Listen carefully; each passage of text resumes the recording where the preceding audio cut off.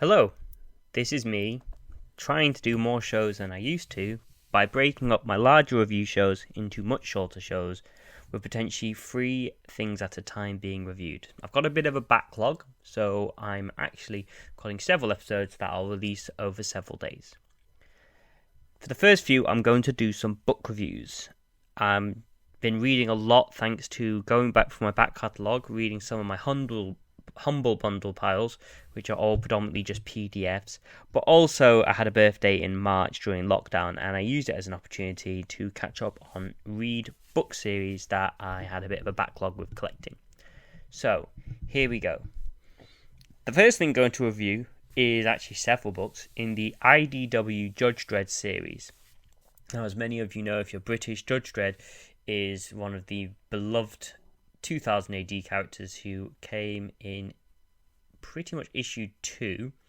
The story of a lawman in an absurdist future where society is all about extremes. You have extreme culture, for example, a world where there is ugliness is becoming the new fashion with people buying designer warts and pimples.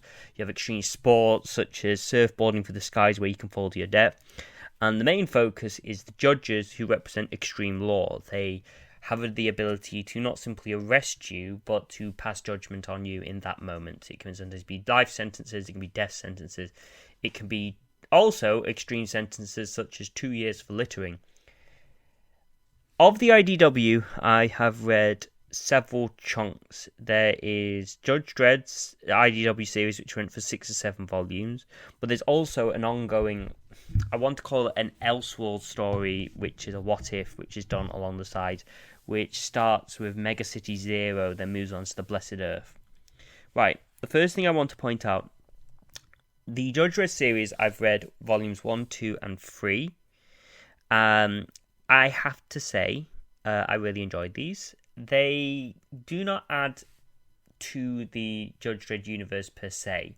They have an ongoing plot which has been continuing through all 3 volumes and moving from one to the next. It seems to be playing it a bit safe by, even though it has characters that you know, it feels almost like a send-off to the greatest with some of the outside characters. It's a very, very focused cast. They are not going to explore the realms of the mega cities where there were werewolf judges. They don't seem to be showing any interest in ideas such as PJ Maybe. They were the best of casts. I'm not going to go further than saying you should expect Judge Dredd and you should expect Judge Anderson. I do think it's enjoyable. I think it's very much made for the American audience who find it a bit difficult to access an ongoing lore which has been going on since the 70s in small snippets. It is very enjoyable. I would recommend it if you find a way to get the volumes. They seem to be very cheap. Now, the Mega City Zero and Blessed Earth is more interesting. It very much feels like it's an ongoing story. However, to the best of my knowledge, it is finished, and that's a bit of a problem I'll get into in a second. The foundation of Mega City Zero and Blessed Earth is it's founded on the idea that one day everyone in the Mega City, including actually the Mega City itself in part, has completely disappeared, with the only person left being Judge Dredd. So now he finds himself in a world where there is no law because the law just disappeared, and here he is, in a sense, trying to find out what the heck's going on while still being his principled self of bringing law to what is now North America wastelands. I think it's a really enjoyable, brilliant series. The only problem it has is, although there is an explanation in parts of what's going on, the story as it leads into Blessed Earth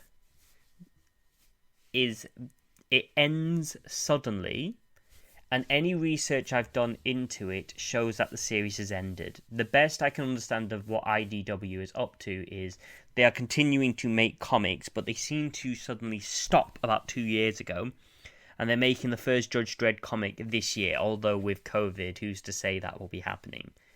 It's enjoyable, just ends suddenly. I recommend at least reading Mega City Zero. Take a chance on Blessed Earth if you want to continue in that direction, although do expect to be disappointed. The next thing I want to point out is Outcast. Now, I'm going to be honest, I have been reading Outcast for a while. A few years back, Travelling Man did a 3 for 2 on all their graphic novels, and I went crazy. And because all their first volumes are £7.50, I use it as an opportunity to buy several first volumes of many series. There are ones which I didn't continue with, for example, Manifest Destiny, and a series called Sex, which wasn't bad. I just think it was a case of my cup of tea. It wasn't my cup of tea. Outcast is one of the ones I stayed with. Now, I'm not going to go into explaining Volume 6 and 7, mostly because who wants to know about the plot of an ongoing series when you don't even know where to start with it? I'll give you the foundation of it. It does have a TV series out there which, to the best of my knowledge, I seem to remember there being a first series. I know that it has Samwise as a character in it. It's founded based around the character of Kyle Barnes, who starts the story estranged from his wife and kid due to a violent incident that has happened, but you don't know what's happened. It becomes clear that in this world, demonic possession, or what seems to be demonic possession, exists. But what Kyle finds is that the demons, when he confronts one of them, refer to him as an outcast, treating him as neither being human nor from the other place wherever those demons may be. And he, along with a local pastor, aim to purge bodies of these otherworldly creatures. But there is more afoot than he realises. It's a slow-burning series, and I have enjoyed it for being a slow-burning series. I can understand people being frustrated with the time it takes to escalate. However, it's an ongoing series. I've really enjoyed it, and if you're looking for something with undertones of horror in a very American context, I mean, there is a lot of tropes here. For example, the area that it goes on in is very much a rural environment in a sense. It plays out not simply in fields, but in the kind of rural suburbs you find. And slowly the cast grows, slowly you see both sides of what is going on, and you start to piece together things that are occurring. The next thing I want to do is focus on a one-off graphic novel from DC, which is JLA Year One. Okay, if anybody's ever read Batman Year One, in my opinion, it is one of the best Batman comics. I think it's actually my personal favourite Batman comics, mostly because however much I love Batman at times, the biggest problem which I have with Batman is Batman is many things. At his foundation, he is a hero who has had to earn his abilities. So yes, you have the Superman. Yes, in the Marvel context, you have the people who got bitten by a spider, or the guy who got a magical ring. But he is a person who has had to earn his ability. And what I think Batman Year One did very well is it's a story that didn't simply tell an origin, but really reinforced the defining feature of Batman, which is it isn't a story about a superhero who gets everything perfect because he has a utility belt. He is effective because he thinks, because he realizes deep down that as a human he has to work harder than all his compatriots who have either been gods or get superpowers or are aliens who are naturally gifted.